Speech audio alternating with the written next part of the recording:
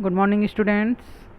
As we learned yesterday, meiosis first division, and according to cell cycle and cell division. Okay, कल हमने meiosis का first cell division पढ़ा, जिसमें हमने देखा कि in prophase first stage there are 5 stages और आकर, and the process of prophase first is long duration, and then meiosis division is completed, take place long duration. Okay, so today we will learn about meiosis second or second meiotic cell division. It is similar to mitosis and is also as equational division, and it occurs of following phases. इसमें कौन से phases होते हैं? It is also found in 4 phases, take place completed by 4 phases: prophase, metaphase, anaphase and telophase. But it is a second division. It is it is called prophase second, metaphase second, anaphase second and telophase second. And then last it is completed through cytokinesis. Okay, so what is the prophase second? Sister chromatids of each chromosomes here. Okay, sister chromatids of each chromosomes begin to condense and chromosomes repair. Nuclear envelope and nucleolus is disappear, and spindle fibers begin to disappear. Okay, यहाँ पर again से nuclear membrane जो है वो और centriole जो है वो न्यूक्लियोलस जो है वो डिसअपेयर हो जाता है, एंड सेंट्रियोल 2 भागों में बटकर ये दोनों अलग डिफरेंट पोल में आ जाते हैं, एंड स्पिंडल फाइबर्स का फॉर्मेशन यहाँ पर हो जाता है, एंड यहाँ है ना. And then metaphase second, the haploid number of chromosomes become arranged the equatorial plane of spindle apparatus. Each chromosome gets attached to spindle fiber by its centromere. जो अभी हाफ या n क्रोमोसोम्स हैं cell में, daughter cell में, वो middle में आ जाते हैं, और ये जो है ना स्पिंडल फाइबर से अटैच हो जाते हैं, है ना, इनका जो क्रोमोसोम्स होता है वो. Then anaphase second, the centromere divide and sister chromatids by the shortening of spindle fibers are pulled apart to their receptive pole. जो ये यहाँ पर हम 4 आर्म वाले क्रोमोसोम देख रहे हैं वो अपने सेंट्रोमियर से डिवाइड होकर 2 आर्म वाले क्रोमोसोम्स हो जाते हैं, एंड अपोजिट डायरेक्शन में सिचुएटेड हो जाते हैं, एंड देन स्पिंडल फाइबर्स के थ्रू ये जो है वो अपने अपने पोल की तरफ जाने लग जाते हैं, and each half chromosomes chromatid move towards the opposite pole. Okay, दोनों जो है वो अपोजिट पोल की तरफ जाने लगते हैं. जैसे जैसे ये अपोजिट पोल की तरफ जाते हैं स्पिंडल फाइबर जो है वो डिसअपेयर होने लगता है. And last phase is the telophase second, the chromosomes on the respective pole uncoiled and form chromatin network again. यहाँ पर जो क्रोमोसोम्स होते हैं वो अनकॉइल्ड हो जाते हैं एंड थ्रेड लाइक स्ट्रक्चर बना लेते हैं, which is called chromatin fibres.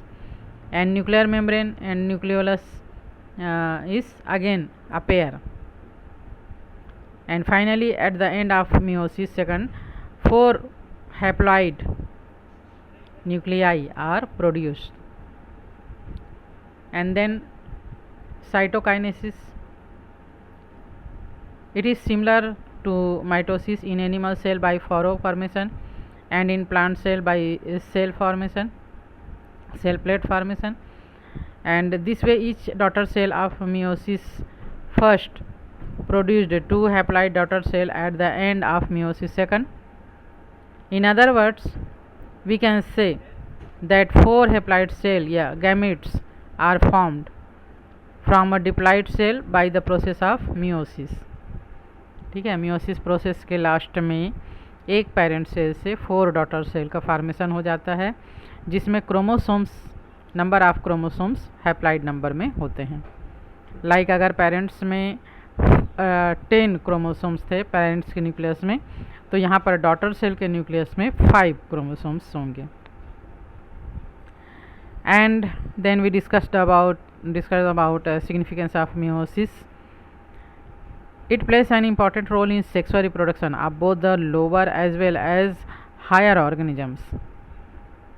ये रिप्रोडक्शन में बहुत ही इंपॉर्टेंट रोल प्ले करता है और इस प्रोसेस के थ्रू गैमेट्स का प्रोडक्शन होता है, like human beings, sperm and ovum. The process of meiosis help in the maintenance of chromosomes number in the species.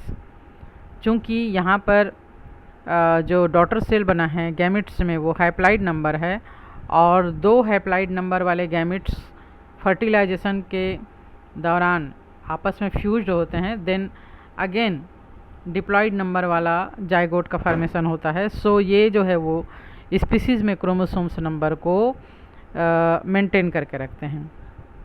Okay, diploid two N organisms produce haploid gametes which on fusion from diploid organisms again. And third, the mitotic division provides new combination of genetic material.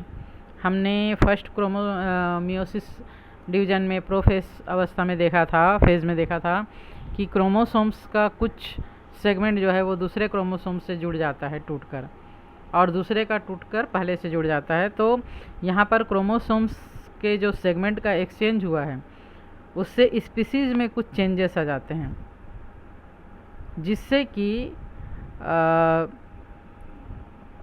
जो species का development है उसको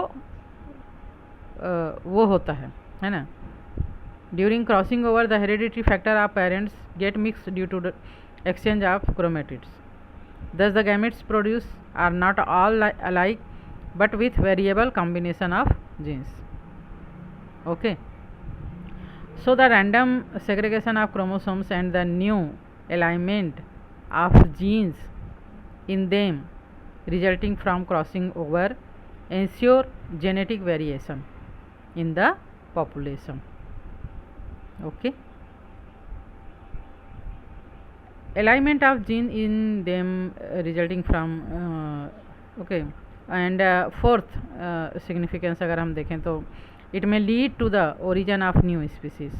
यहाँ पर genetic material का exchange हो रहा है जिससे कि जेनेटिक वेरिएशन हो रहा है पॉपुलेशन में, जिससे कि न्यू स्पीसीज का फॉर्मेशन होता है which lead to evolution. Okay, तो आज हम इतना ही पढ़ते हैं। नेक्स्ट डे हम mitosis and meiosis cell division में सिमिलरिटीज़ और डिफरेंसेस के बारे में डिस्कस करेंगे। So good bye and take care.